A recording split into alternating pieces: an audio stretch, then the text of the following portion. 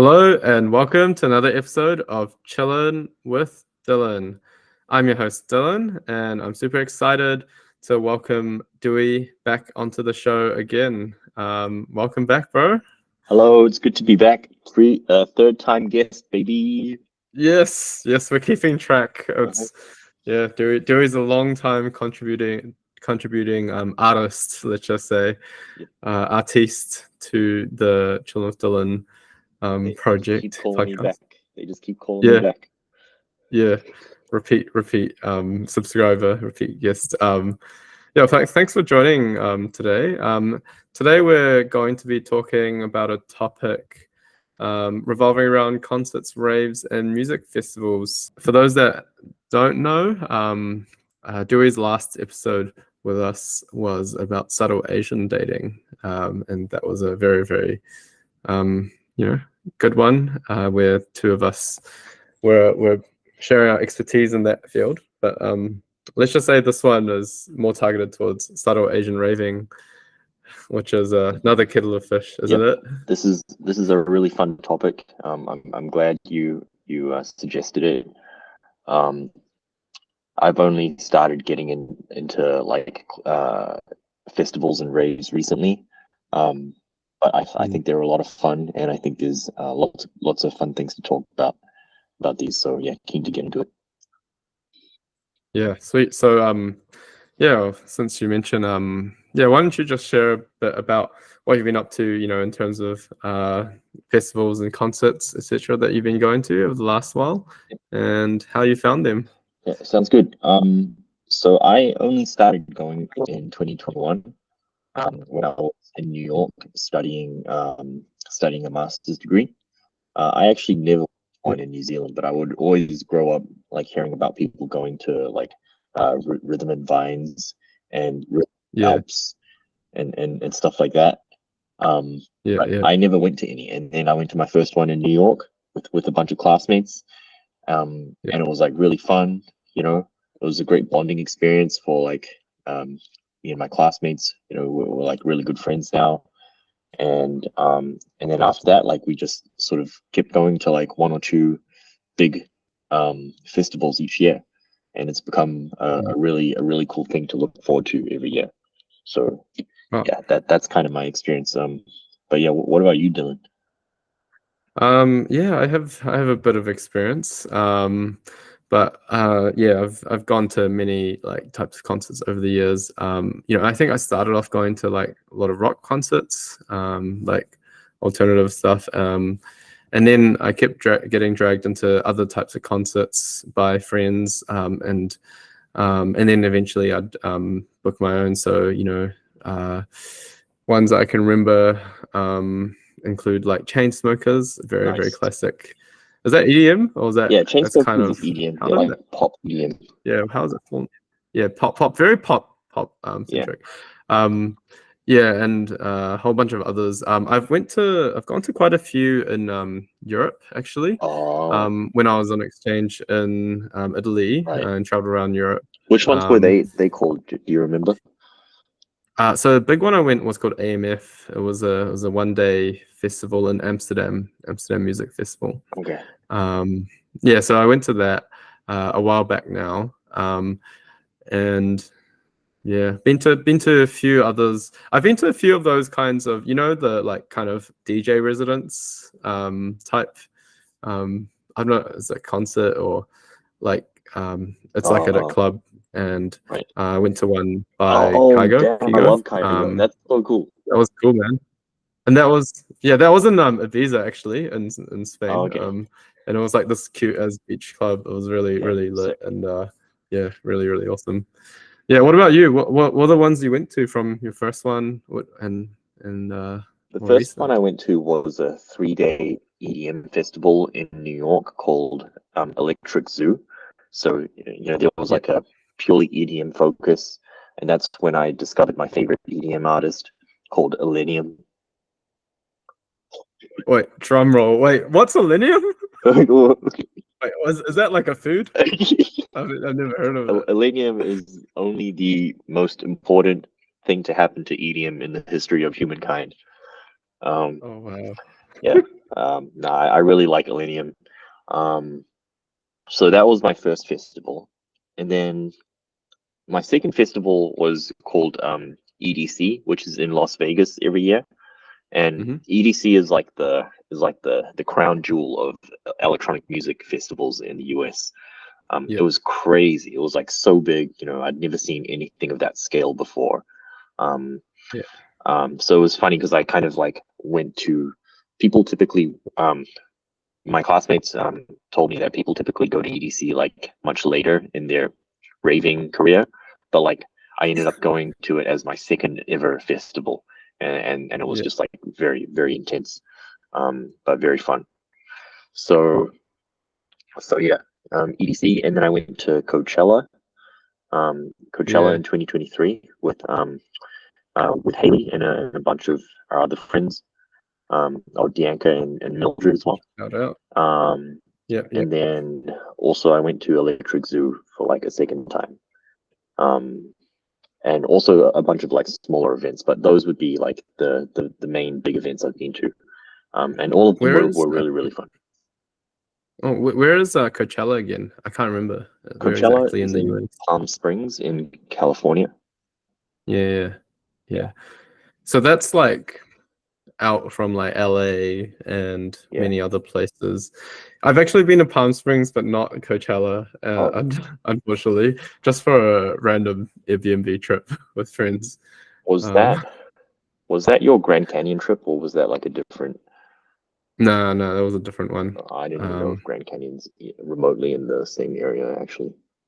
are they all deserts, right? They're kind of Yeah, desert landscapes. They're all the same, right? yeah, No. yeah. Um, anyways, yeah. So yeah. Was there any like highlights of these shows that you like? Any moments, I guess? Like, do you have any like cool moments from them that like really stood out? You're like, wow, like on the buzz, or just enjoying time with mates. And you're like, this is peak. Yeah, yeah. I reckon being at the main stage at EDC Yeah, and like seeing all the lights and just being in a big crowd that's all like vibing to a music, that is just such a great feeling.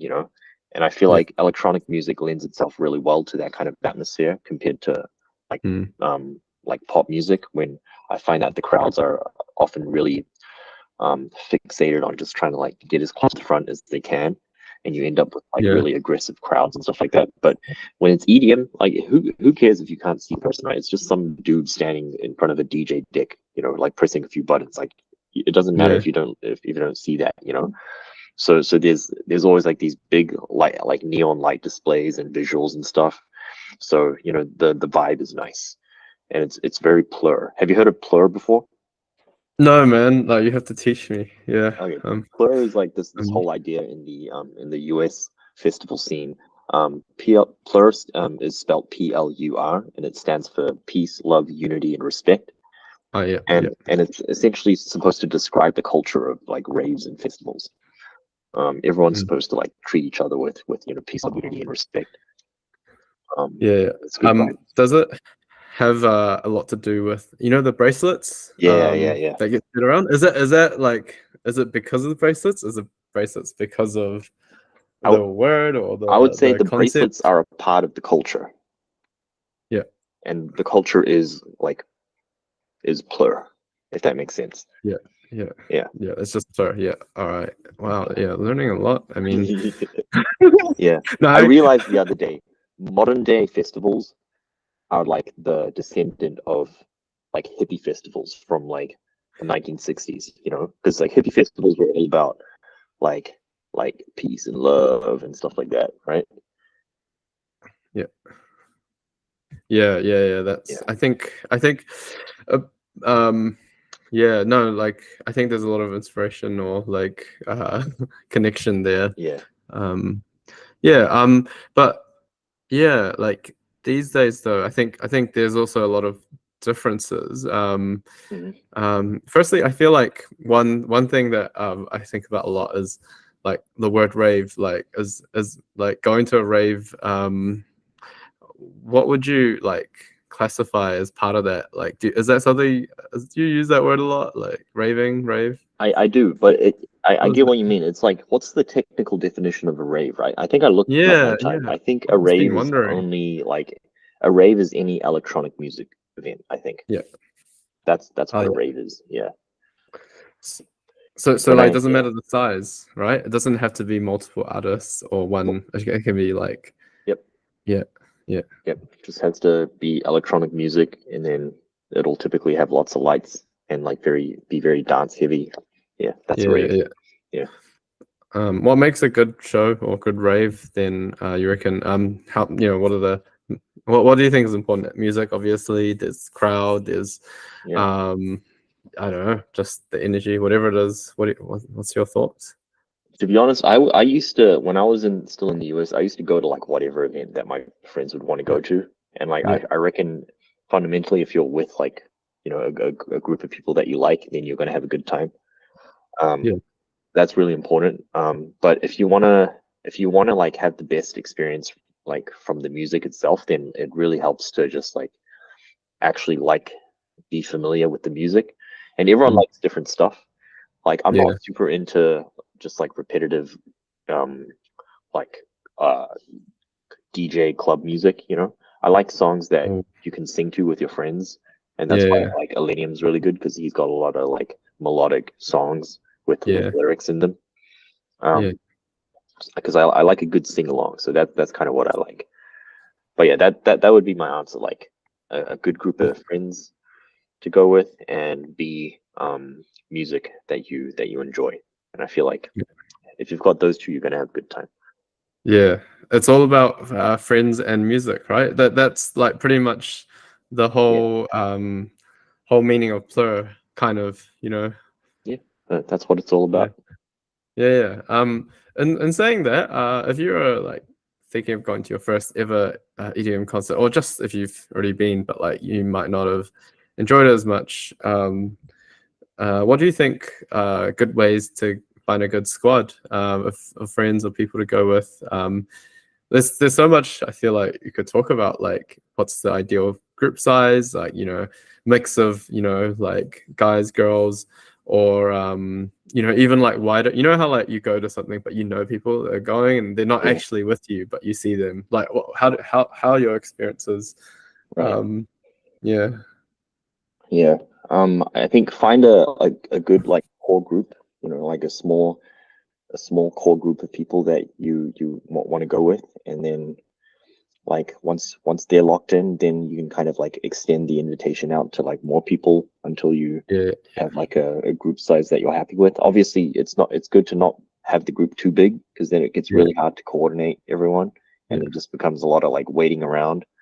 Is my experience. yeah, You want to keep the group um like busy but like manageable. yeah, yeah.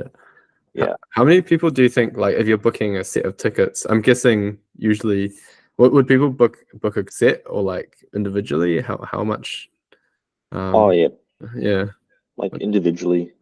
yeah, Yeah, because like a lot of these tickets are pretty expensive. yeah, Um, yeah, like multiple hundreds of dollars. So typically yeah, people, from what I've seen, just buy them themselves. yeah, yeah, yeah. Yeah. It doesn't matter because like half the time, if it's like a festival, you don't have the seat. I guess you're not like Yeah. locked into somewhere, so you don't have to like. I think that's the difference. I think that's one thing I've been thinking about, like a festival compared to a concert. It's such a different vibe. Yeah. Like you're free to go like to a lot of different stages. Yeah. Yeah. After being to some festivals and raves, whenever I go to a concert that only has like seated tickets, I get really disappointed because now I'm like, I think like part of the fun is the dancing, and Yeah. like around. And if I can't jump around and like have a little bit of fun, I feel very Yeah. like restless. Yeah.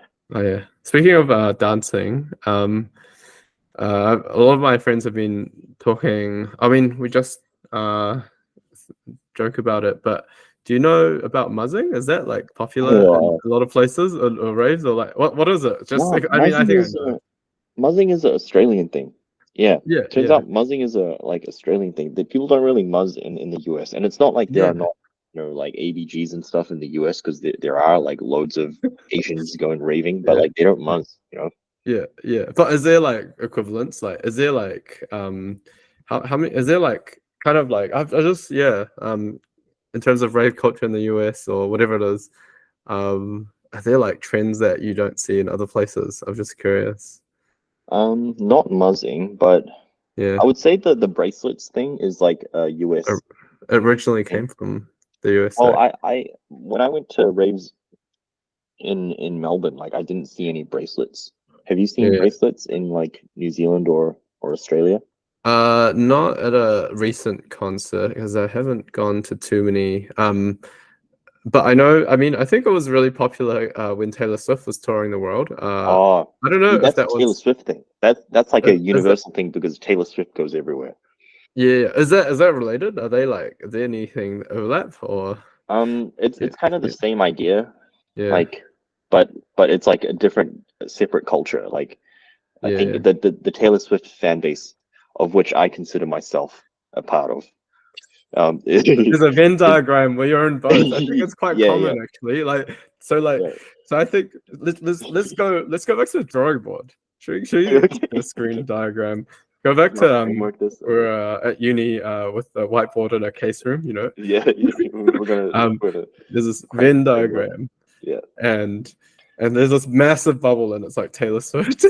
yeah, And then like there's all these other small circles that are like each overlapping a little bit, I think, but yeah, they don't touch each other as much. And I think that's where, like, I feel like your ravers probably sit within that spectrum, where, like, I don't think their bubble wouldn't be touching too much with other bubbles. I know what's another genre. Let's say, like, um, rock, like metal. yeah, maybe like metal. I think I don't know. There would be, but it'd be more like I personally like EDM a decent amount, not like heaps, but I also like pop punk. So I think there's others that are like more Oh, right, like more right, yeah. right, right. But anyways, Yeah, but yeah, that would be my only thought. Yeah, I think the bracelet thing is a very like US um is a really unique thing to the US in terms of the festival scene.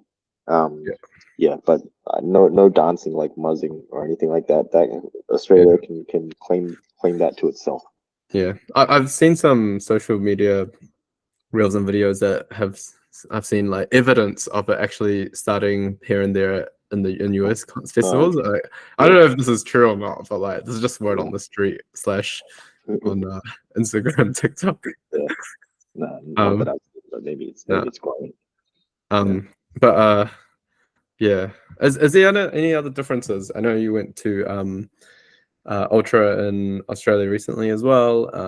Like how Yeah. would you say any like how people act or people do things in different Um, countries? no differences in the way people act. I think people were like as like Yeah, similarly kind of like good vibes in yeah, Australia and the US, at least yeah, based on what I've seen. yeah. Um, I think Australia doesn't have as many multi-day festivals though. Mm, In the US, Electric Zoo, EDC, Coachella, they're all 3-day festivals. But Ultra Melbourne is like 1 day, you know? yeah, yeah. Yeah. Yeah, I think yeah. I've actually never Yeah. been to a multi-day festival. Yeah, that's Right. it's a big yeah, so it's a lot bigger. But I think also in Europe, like you get things like Tomorrowland and other Yeah. big multi-day festivals. I really want to do Tomorrowland. Yeah, that's that's the top one in Europe, I think.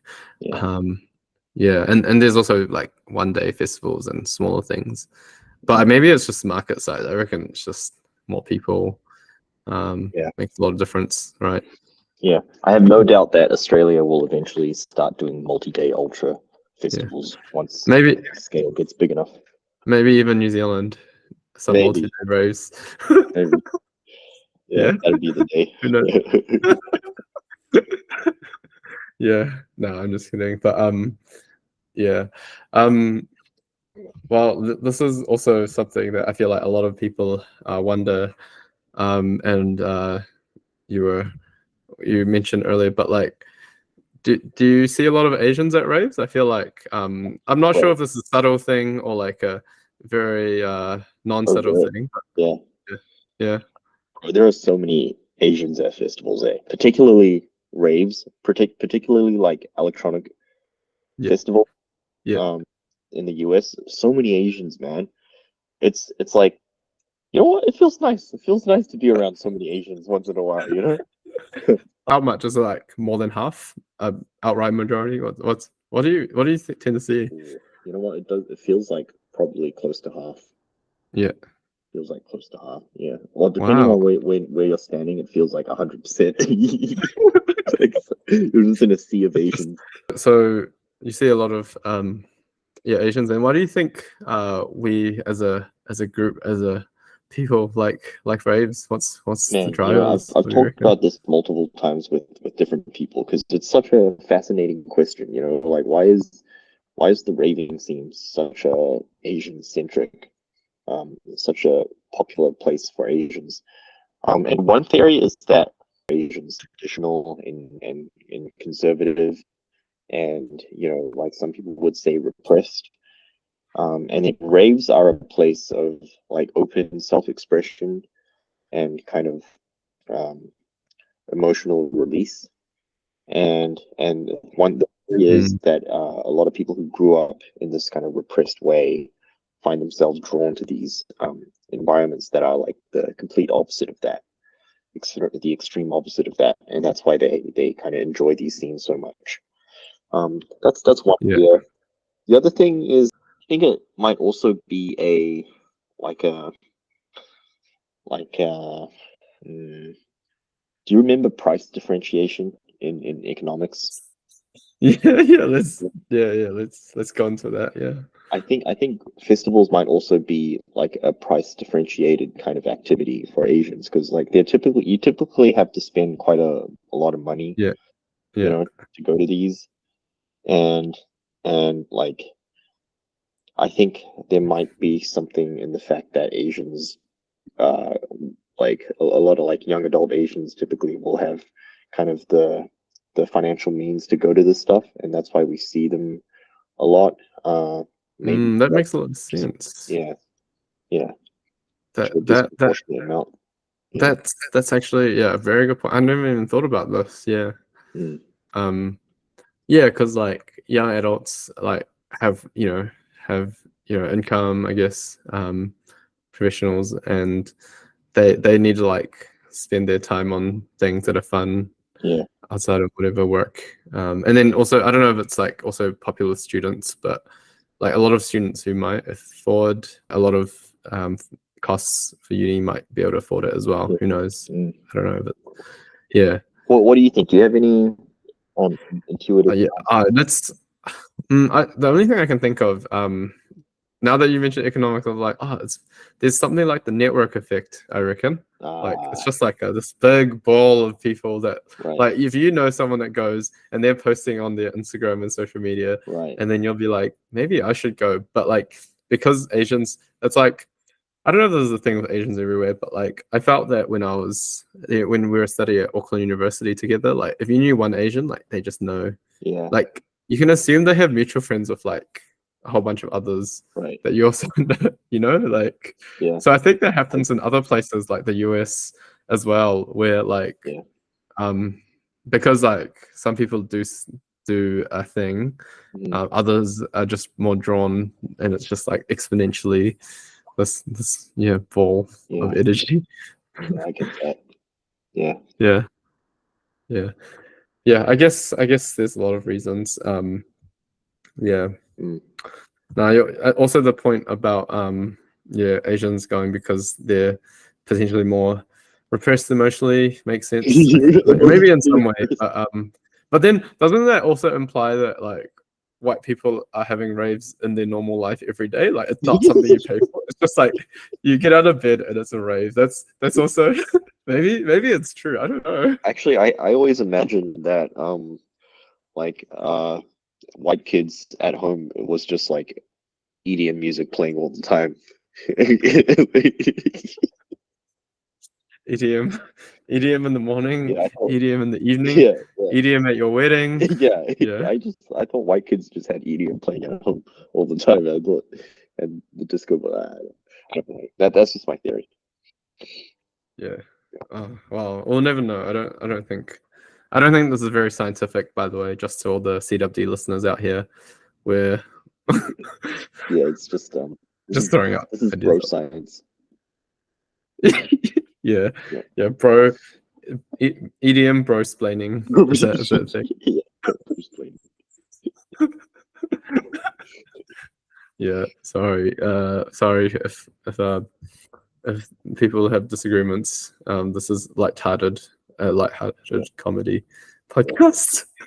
Anyways, yeah, I guess given your extensive experience within this field of life, Dewey, I just want to ask if you have any good tips for people who are new to going to a festival for the first time or rave. You know, for the noobs out there, the newbies, what would you say to them? Looking at your first rave coming up, definitely study up on the music. You'll enjoy it so much more if you know the songs and can like sing along with some of them. You know, go with a group of friends that are responsible, and that you're comfortable around, and go into it with the open mind. You know, there's a lot of fun things to do and see at these raves, and you know, it's you can't guarantee that you'll always be like comfortable, because like you know, there's a lot of people around. Sometimes things get pretty rowdy. You can get like shoved, or sometimes have like a not great encounter. But you know, just kind of be like water. You know, flow with the flow. Just go into it with an open mind, and you'll have a good time. Yeah. Yeah.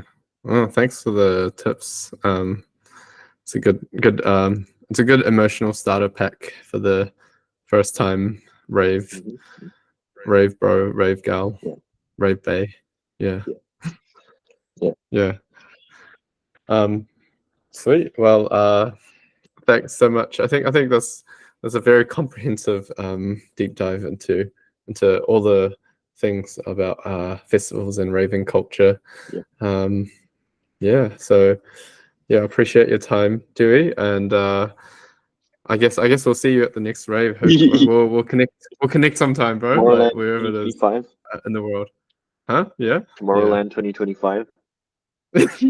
Oh, actually, speaking of, yes, this is gonna happen. This has to happen because I feel like the biggest meme amongst a lot of my friends is like saying, "Oh, I remember we made a group chat called like Coachella 2018 Oh, really?